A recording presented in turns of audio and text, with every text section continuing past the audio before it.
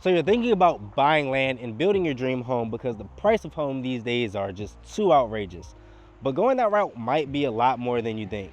There's a lot more to it than just finding the land and building on it. So let's take a deep dive into exactly what it takes to be able to build your dream house on a plot of land like this. So first and foremost, land loans are more strict than home loans because there's no house that can be used as collateral. So lenders see this as a higher risk.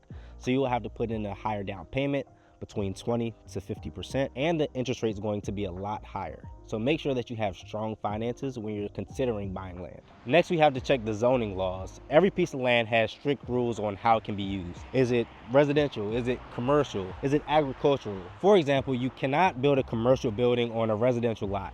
So you need to check with the local zoning authorities to ensure that your plans match with what's allowed. Then there's a percolation test, also known as a perk test. So the perk test is going to ensure that you can build a septic system in the ground when you start building your property. Now the thing with perk tests is that they can only be done in a certain time here in Maryland, which is usually between February and April.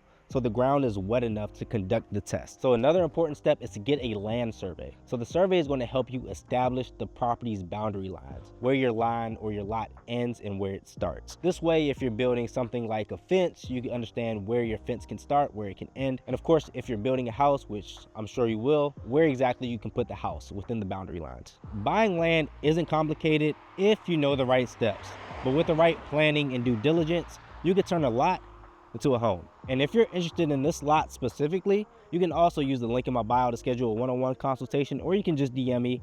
I'll send you the exact details and we can schedule some time to get pre-approved with our preferred lender.